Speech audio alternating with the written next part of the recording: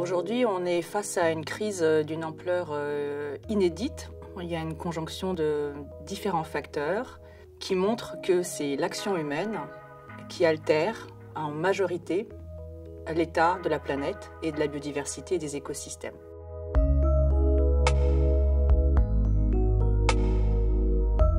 On est totalement dépendant, totalement interdépendant des autres espèces pour notre vie sur Terre.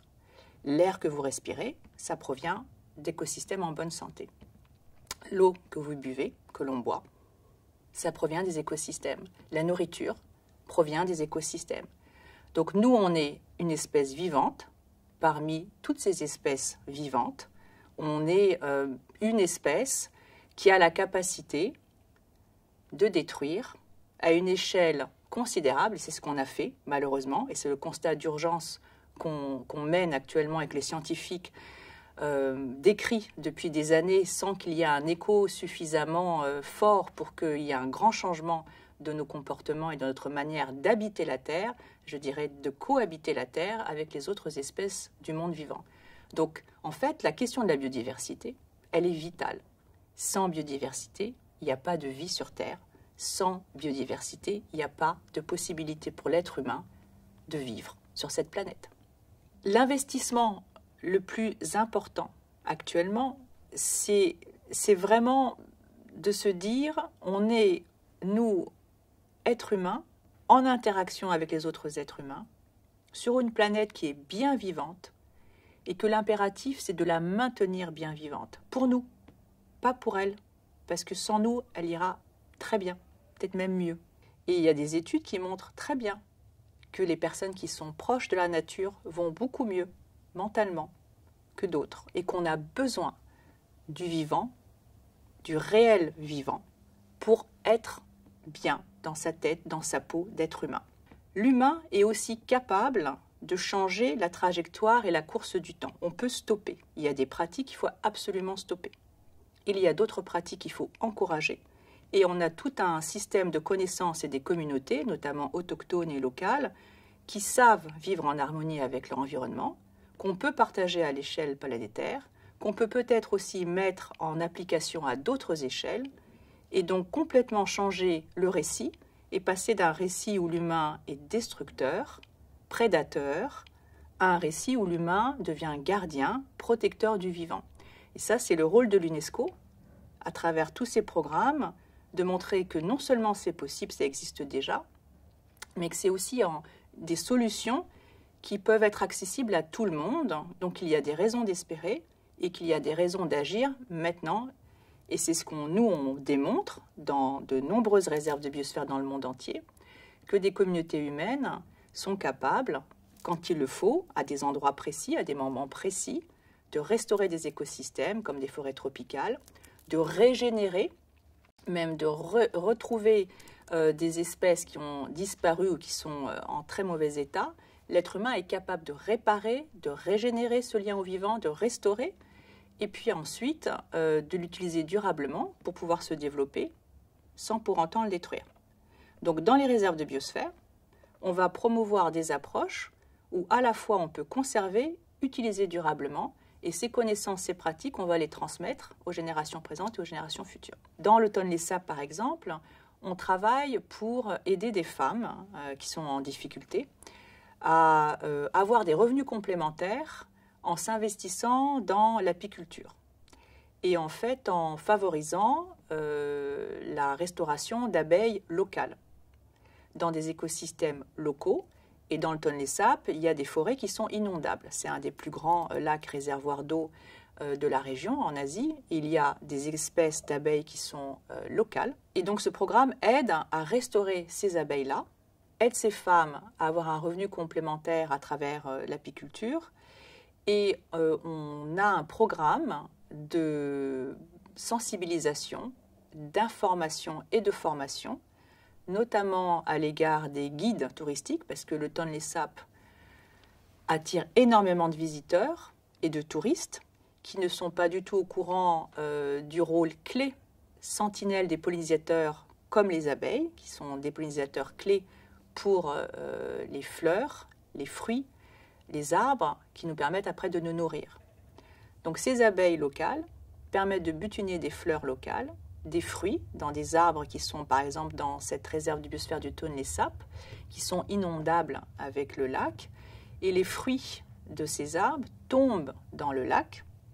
Les poissons de ce lac se nourrissent de ces fruits et de ces fleurs, et les poissons représentent 70% de l'apport de protéines des populations du Cambodge. Donc ces interactions, c'est exactement l'importance révélée de la biodiversité et d'espèces invisibles qui viennent jusqu'à nous pour nous permettre de vivre en bonne santé sur cette planète. On a un exemple très typique et concret en Afrique du Sud, dans la réserve de biosphère de Goritz, où il y a une conjonction, c'est ce qu'on appelle un hotspot de la biodiversité. Il y a une convergence en Afrique du Sud et dans cet endroit-là particulièrement de plusieurs écosystèmes fondamentaux et très importants au point de vue biodiversité. Et on est dans une région où il y a une très grande pauvreté, très grande exclusion sociale. Et il y a eu un programme qui a été mené par la réserve de biosphère pour à la fois s'attaquer de manière conjointe et simultanée aux problèmes de l'érosion de la biodiversité, du changement climatique et des inégalités sociales. Ils ont replanté une espèce endémique qui est le speckboom, qui permet de capter le carbone à très grande densité. Et sur des hectares d'écosystèmes, donc permettent de reforester, de reboiser, avec une espèce qui est locale et qui permet d'absorber le carbone, où ils peuvent vendre aussi le carbone sur des marchés nationaux et internationaux, et qui a permis de fournir des emplois en un temps très rapide à des milliers de personnes de la réserve de biosphère. Et par un effet de ruissellement, une personne qui a un emploi dans la région pouvait permettre de nourrir 4 ou 5 personnes au minimum de la famille.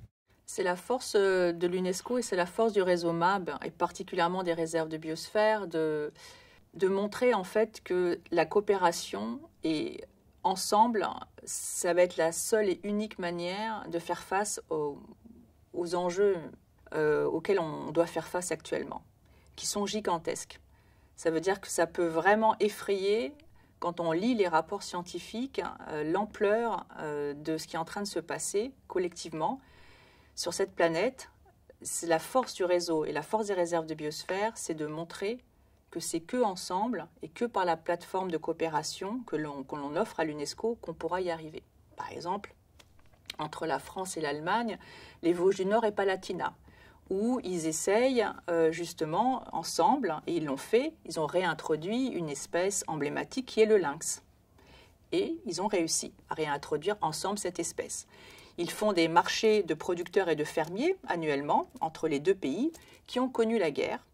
Le but des réserves de biosphère, ce n'est pas juste d'avoir un espace, une plateforme de coopération, c'est aussi des territoires ouverts, vivants, dynamiques, où théoriquement il n'y a pas vraiment de frontières, puisque tout ce qui se vit, se crée, se partage dans ces territoires est partagé au-delà de ces frontières au monde entier. Et c'est l'esprit de l'UNESCO, c'est l'esprit des réserves de biosphère, c'est au-delà d'une réserve de biosphère, c'est de dire voilà ce qu'on fait. Donc on est obligé dans le bon sens du terme, on a une obligation morale, éthique, philosophique et vitale d'apprendre à cohabiter ensemble sur cette même planète.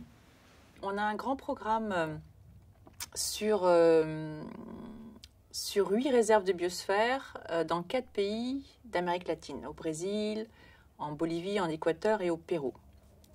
L'objectif, c'est de comprendre et de s'attaquer aux causes directes et indirectes de la déforestation. Et dans ce programme, on a différents volets. Un qui est d'interagir entre les scientifiques locaux, nationaux, avec une équipe aussi internationale, et les communautés locales et autochtones. Donc de croiser les savoirs scientifiques, les savoirs locaux, autochtones, pour partager une compréhension commune des enjeux et des difficultés.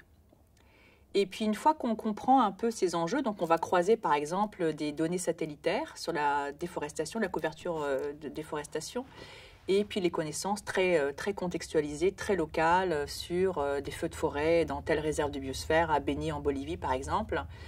Et on va croiser ces deux sources d'informations, globales et locales. Ça nous permet de poser un diagnostic partagé, commun, sur la même problématique. Ça, c'est très important pour la suite. Quand on a un diagnostic commun, qu'on a une compréhension commune, on peut partager des solutions.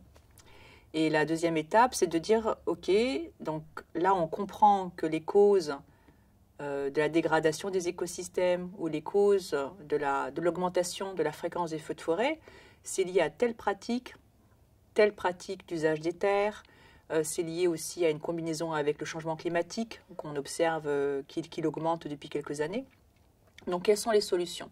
Et donc, l'UNESCO soutient des ateliers où les différents acteurs impliqués vont dire, voilà ce qui a marché, voilà, si on a replanté telle espèce dans cette agroforêt, eh ben, ça nous a permis non seulement d'augmenter la couverture forestière, de prévenir les feux, et puis également d'assurer un revenu aux communautés locales. Il faut lire les rapports scientifiques ou les recommandations, il faut écouter les jeunes qui manifestent dans la rue.